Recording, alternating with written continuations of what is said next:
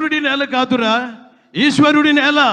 కావాలని దీన్ని ఎవరైనా తాకితే మీకు పుట్టగదులుండవు. హరహర మహాదేవ్. బాలకృష్ణ గారు ఇంత అద్భుత డైలాగ్ తీసుకొస్తే ఒక డైలాగులు అంటారు బాలయ్య బాబు, ఏమంటారంటే, ఒకడు తప్పు చేస్తే ఎవరి బిడ్డ అని అడుగుతారు, ఒకడు మంచి చేస్తే ఏ ఊరి బిడ్డ అని అడుగుతారు. మనం పుట్టినప్పటి నుంచి చచ్చే వరకు ఈ వంటి మీద 100 డ్రెస్సులు మారచ్చు, కానీ మారంది ఒకటే, మన ఇంటి అడ్రస్. అదే మన తెలుగు సినిమా. నిన్ననే వేడుకలు జరిగాయి, కొట్టాలి చప్పట్లు మన తెలుగు సినిమా తల్లికి. మా రఘుబాబు అన్న చూస్తున్నాడు. రఘుబాబు అన్న బాగా మన శ్రీధర్ గారి పరిచయం అది. సో సార్ ఇంకొంతమంది వాయిస్లుగా అంటే బోర్ ఏం కొట్టట్లేదు కదండి ఎవరికి? సరే సరే, అంటే ఇది బలవంతంగా అడగటం అన్నమాట. అంటే మీరు ఎలాగ బోరు కొట్టినా కానీ కొట్టలేదు కాసేపు చేయంటారు. సో వాస్తవంగా ఈ మధ్యకాలంలో కొంతమంది అంటే కొత్త ఆర్టిస్టులు వస్తున్నారు. వారందరి వాయిస్లు చెప్పడానికి ముందు పాత తరంలోకి వెళ్ళిపోదాం.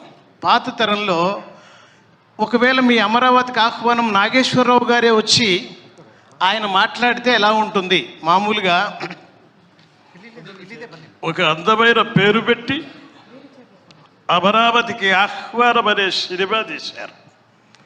ఆ నిర్మాతలకు, తీసినటువంటి దర్శకుడు బాబీకి, నటీనటులందరికీ నేను అభినందనలు తెలియజేస్తున్నాను.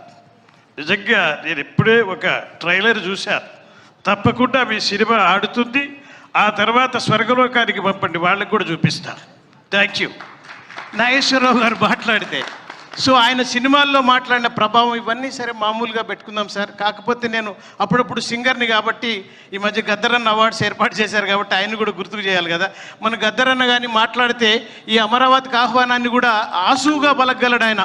అదిగో అమరావతి, అదిగో ఆ కొండల నడుమ తొంగి చూస్తున్న అమరావతి, అమరావతికి ఆహ్వానం. ఆ పొడుస్తున్న పొద్దు మీద నడుస్తున్న కోనమా, పోరు తెలంగాణమా, పోరు తెలంగాణమా, కోట్లాది ప్రాణమా, మా భూములు మాకేనని. ఒకసారి మా మురళీమోహన్ గారు వెళ్ళి గద్దరన్నని అడిగాడు ఏదో సినిమాలో. పాటుకు మధ్యలో అరుస్తుంటారు గద్దర్ గారు, ఎందుకు మీరు అని అంటే, ముంగట నిద్రపోయేటోళ్ళు ఉంటే లేస్తారు కాదన్న, అందుకే అరుస్తుంటా. వాళ్ళు గాయకులు అరుస్తుంటారు సార్, ఎవరైనా నిద్రపోతుంటారు కదా నచ్చక, వాళ్ళు లేస్తారనమాట. సో ఇది పాటకు ఆ సందర్భం చెప్పొచ్చు. అదే ఒక సింగర్గా నేను మిమిక్రీలో ఎన్నో రకాల అంశాలు తీసుకున్నాను. కానీ ఇది ఈరోజు ఈ మిమిక్రీలో ఒక నందమూరి తారక రామారావు గారు ఇప్పుడు వచ్చిన నటీనటుల ఆ కంఠాన్ని, అదొక దాన్ని మాడ్యులేషన్ని ఎలా పలకగలిగారో రామారావు గారు ఒకసారి మీకు చెప్తాను. ఆయన మా సామ్రాజ్యంలో సస్యశ్యామలమై సంపన్న విరామమై వెలుగొందు అంగరాజ్యమునకిప్పుడే ఇతనిని మూర్తాభిషిక్తుడను గావించుచున్నాను. సోదర దుశ్శాసన అనర్ఘ నవరత్న శక్త కిరీటమును వేగముగా దెమ్ము. మామా గాంధార సార్వభౌమ సురుచిరమణిమయ సువర్ణ మండిత సింహాసనమును తెప్పింపుడు. పరిజనులారా పుణ్య భాగీరథి నదీద్వయములుడందుకొనుడు. కళ్యాణ భక్తులారా మంగళ సూర్యారోములు సుస్వరముగా మ్రోగరెండు. కించిత్ మధుపానాసక్తమైన మా చిత్తభ్రమ సముచిత సంతృప్త స్వాంతుడగు ఈ కురు భూప్రాంతుడిని సంభావన సంభాషణ భూషణములచే ఈ సభాభవనము ధన్యము ధన్యము. అమరావతికి ఆహ్వానము. Thank you. ఇదే డైలాగ్ని సరదా కోసం సార్ మన విజయ్ దేవరకొండ గారికి ఇద్దాం. ఒకవేళ విజయ్ దేవరకొండ గారు కేంచేత్ మధుపానాసక్తమైన మా చిత్తభ్రమ, ఆ డైలాగ్ నాది, ఆ పిల్ల నాది, ఇది ఎవడరా రాసింది మా ఇది ఆపేయండి, ఇంతకంటే ఎక్కువ రాదు. అంటే ఎవరు ఏ డైలాగ్ చెప్పాలో అది చెప్పాలి. సో సాధారణంగా ఈ మిమిక్రీలో పొలిటీషియన్స్లో ఒక మోడీ గారు కూడా అమరావతికి ఆహ్వానం. సురేష్ గారు, మోడీ గారు మిమ్మల్ని అభినందిస్తే ఎలా ఉంటుంది? మీరు జీవిక గారు ఎక్కడ దర్శకులు బాబన్న, మీరు మనము చెయ్యాలి, మనమే చెయ్యాలి, मेरे प्यारे अमरावती की आह्वानम बैच सबका मेरा नमस्कार दे दिया। पद्मश्री श्री मुरली मोहन जी, आपको पद्मश्री आने के समय पे मैं बहुत बहुत शुभकामना देता है। एक बार वो साहब को जोरदार से तालियां दे दिए। ఇంకా మోడీ గారు రాలేదండి, తక్కువ మంది క్లాప్స్ కొట్టారు. సో మోడీ గారు ఇలా మాట్లాడితే మరి మా రేవంత్ అన్నకు తెలిసిందనుకో, మా సోనియా గాంధీ ఏం చేసిందయ్యా నువ్వు చెప్పవా అంటాడు ఆయన. మళ్ళీ అది కూడా ఉంటుంది కథ. ఇట్లా మళ్ళీ రేవంత్ రెడ్డి గారి కంటే ముందు ఆయనది తీసుకుందాం. ఆడోడు మోపైనాడు, మాకు తెలియదా, మేము సినిమాలు తీయమా, ఇక ఈడుండి కూడా అమరావతికి ఆహ్వానం అంటవా, జీవికే రేపు హైదరాబాద్కి ఆహ్వానం అనాలి, లేకపోతే మా చింతమడికి ఆహ్వానం అని చెప్పాలి. కేల్ గతం దుకాన్ బంద్, ఒకసారి గట్టిగా పిలగానికి సపట్లు కొట్టాలి, మంచి సినిమా తీసిండు. ఇట్లా ఒకసారి కేసీఆర్ గారు కారులో వెళ్తుంటే మామూలుగా ఒక పాట వినిపించారు. అదేంటంటే సార్, పాటని నేను ఏమంటలేదు కానీ, దుబాయ్ వెళ్ళి సెంటే తెచ్చా, జపాన్ వెళ్ళి పౌడరు తెచ్చా, మలేషియా మొత్తం తిరిగి మల్లెపూలు. ఎవడ్రీ పాట రాసినాడు? డ్రైవర్ని అడిగాడు. అన్నాడు నేను రాయలేదు సార్ అన్నాడు. మళ్ళీ పెట్టి పాట అన్నాడు. దుబాయ్ వెళ్ళి సెంటే తెచ్చా, జపాన్ వెళ్ళి పౌడరు తెచ్చా, మలేషియా మొత్తం తిరిగి మల్లెపూలు. 3 దేశాలు తిరగాలి దేనికి, 3 వీసాలు దండగా, విమానాల ప్రయాణాలు కూడా దండగా. ఆ 3 దుకాణాలు చార్మినార్ కాడ పెట్టుర్రి, 3 దొరుకుతాయి, పౌడర్ దొరుకుతుంది, మల్లెపూలు దొరుకుతాయి, అన్నీ దొరుకుతాయి. కేల్ గతం దుకాన్ బంద్. పాట గురించి ఆయన వర్ణన. వీళ్ళు పొలిటీషియన్స్ బాగా చెప్తే నవ్వొస్తుంది ఏంటి సార్ అంటే, ఒకసారి హనుమంతరావు గారు అపోలో ఆసుపత్రికి వెళ్ళారు సార్.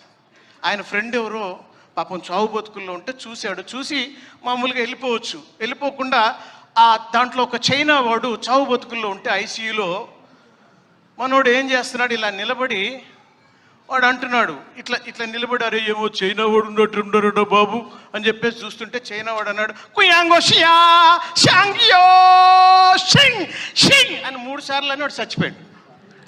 హనుమంత్ అన్నకు అర్థం కాలే. రే బాబు, ఈడేమో చెప్పిండ్రా నాకు రాజ్యసభ ఇస్తాడా ఏంది, మా సోనియా గాంధీకి చెప్పి ఈడేమో మంచిగానే, లేకపోతే చైనాలో ఏమన్నా నాకు ఇస్తాడారా బాబు అని ఎవరికి చెప్పకుండా వెళ్ళిపోయిండు అన్న. చైనా వెళ్ళిపోయిన తర్వాత అక్కడ ఒక ఫ్రెండ్ కలిస్తే ఎందుకు వచ్చినామన్నా చైనా కంటే, ఏం లేదురా బాబు, ఎవరో చైనా వాడు, నేను ఇట్లా పోయి పాపం చూస్తున్నా, షియాంగో షాంగో షింగ్ షింగ్ షింగ్ అని 3 సార్లు అన్నాడు, చచ్చిండ్రా బాబు. ఏం చెప్పిండ్రా నాయన, కొద్దిగా చెప్పురా, నాకు ఉత్సుకత ఉన్నది అనగానే ఆ ఫ్రెండ్ అంటాడు, అన్న అర్జెంటుగా హైదరాబాద్ వెళ్ళిపోన్నా అంటాడు. ఏమైందిరా, ఏమన్నా తిట్టిండారా నన్ను అంటే, తిట్టుడు కాదు, నువ్వు వాని ఆక్సిజన్ ట్యూబ్ మీద కాలు పెట్టినావు, వాడు కాల్దీ అన్నా నీకు దండం పెడతా, ఈ భాష అదేట, కాల్దీ నీకు దండం పెడతా, నేను బతుకుతానే, కాల్దీ దండం పెడతా. ఆ సద్య చచ్చిండు, కరోనా తెచ్చిండు కదరా మనకు పూరి అన్నాను అని మళ్ళీ బయలుదేరి వచ్చాడు. అంటే ఇట్లా జరుగుతుంటాయి మామూలుగా. వాస్తవంగా మిమిక్రీలో ఎలాంటి అంశాలు తీసుకోవచ్చు అంటే, పొలిటీషియన్స్యే బాగా నవ్వొచ్చే అంశాలు మనం తీసుకోవచ్చు. ఇంకొకసారి మరి ఇంత చక్కటి అవకాశం ఇచ్చి చక్కగా మీ అందరినీ చేస్తున్నందుకు ఒక ఎన్టీ రామారావు గారిది వేటగాడు సినిమాలో ఒక డైలాగ్ నాకు నచ్చింది చెప్తాను సార్. దాంట్లో ఒక మాట తీసుకుంటాను సార్ నేను. శివగారు ఏమన్నా బాగున్నారు, వాడి కోసమే మీరు పుట్టారా చంపడానికి, డైలాగ్ బాగుంది. సో కొద్దిగా ఆగండి అన్న, దిగుతా అంటే వాడిని తొందర దించండి అన్నట్టు ఆ భాష. So nice. అందరికీ శిరస్సు వంచి నమస్కారం తెలియజేస్తూ, మా పెద్దాయన ముందు ఏం చెప్పాలో తెలియట్లేదు, అందుకే ఇది మర్చిపోతున్నాను. మరుపు కూడా వచ్చింది కాబట్టి ఈ సినిమాను హిట్ చేయాలని చెప్పేసి లక్ష్మీపార్వతి గారు కూడా అభినందిస్తే ఎలా ఉంటుందనేది ఒక అంశం తీసుకుంటాను. మధ్యలో ఎందుకు వచ్చిందని మా రఘుబాబు అన్న ఫీల్ అవుతున్నాడు. అంతేనా? కాదమ్మా, ఎంత బాగా తీశారు సినిమా, అద్భుతమైనటువంటి సినిమా. మహానుభావుడు రామారావు గారు ఉంటే ఆనందపడేవాడు. మరి ఎవరు పంపారు, ఎవరు? So thank you so much. అలాగే చివరిగా ఎన్టీ రామారావు గారిది శ్రీదేవి గారు కాల్ చేస్తారు తెల్లవారుజామున రామారావు గారికి. హలో, చెప్పు రాజా. నాకు ఒక అందమైన కల వచ్చింది. కలలో ఏమొచ్చింది? కలలో అందమైన పిల్లొచ్చింది. ఆ పిల్లొచ్చి ఏం చేసింది? అవి ఫోనుల్లోనూ మైకుల్లోనూ చెప్పుకునేవి కాదు. మరి జాబిలితో చెప్పనా, జామురాతిరి కలలలోన నీవు చేసిన అల్లరి, చెప్పనా రోజా రాజా. ఈ 2 పదాలతోనే పాట అయిపోయేది. అంత అద్భుతంగా